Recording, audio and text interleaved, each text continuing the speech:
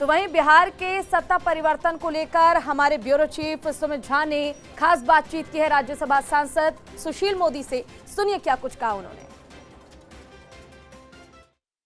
बिहार में महागठबंधन की नई सरकार बन चुकी है और उसके बाद से वार पलटवार का दौर जारी है। हमारे साथ मौजूद हैं पूर्व उप मुख्यमंत्री और बीजेपी के वरिष्ठ नेता सुशील मोदी।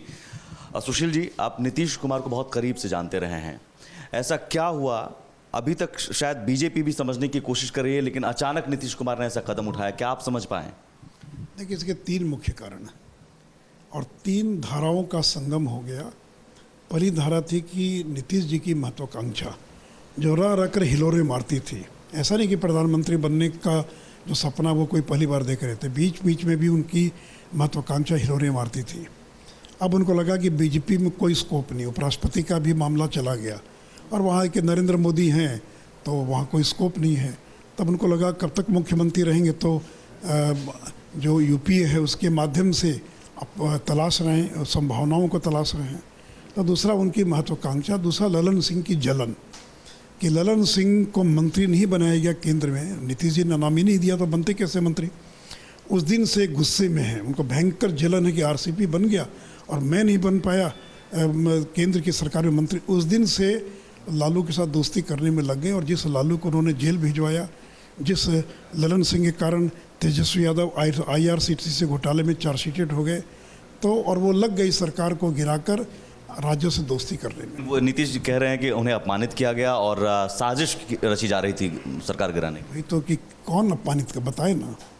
आज तक तो उन्होंने कभी 2 बार धर्मेंद्र प्रधान आए अमित शाह जी से बात, कभी तो नहीं बताया कि क्या अपमान हुआ, कौन अपमानित कर रहा है, आपको कौन अपमानित कर सकता है। अरे बीजेपी ने इतना सम्मान दिया आपको, एक बार नहीं कितनी बार मुख्यमंत्री बनाया, हमेशा आपकी मदद की, केंद्र में हो राज्य के अंदर हो, और आप कह रहे अपमानित किया तो बताना चाहिए ना। मुख्यमंत्री बनना नहीं चाह रहे थे, आप लोगों ने दबाव डाला तो आप कोई दबाव डालेगा तो आप जबरदस्ती बन जाइएगा। आप इनकार कर देते, दबाव क्या होता है? कोई सूली पर चढ़ा रहा था क्या? अरे भाई, 1 बार 2 बार आग्रह किया तो मन में तो था ही कि बन जाए, लेकिन चाहते थे कोई आग्रह करे, तो जब आग्रह किया तो तैयार हो गए और अब तैयार हो गए तो इसे देखिए कोई पहली बार नहीं तोड़ रहे। वो राजद को धोखा दिया, बीजेपी को धोखा दिया।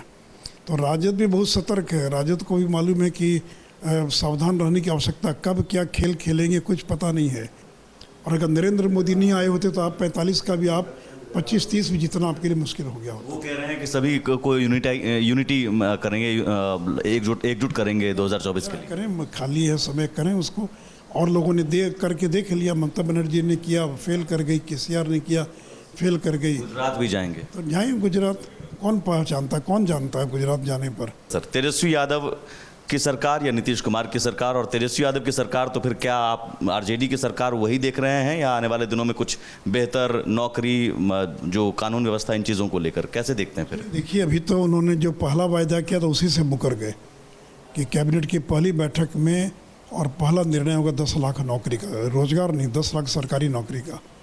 तो उसी से मुकर गए। कैबिनेट की पहली बैठक तो हो गई, अब 10 लाख नहीं बोल रहे, करें हजारों में, कभी करें लाखों में।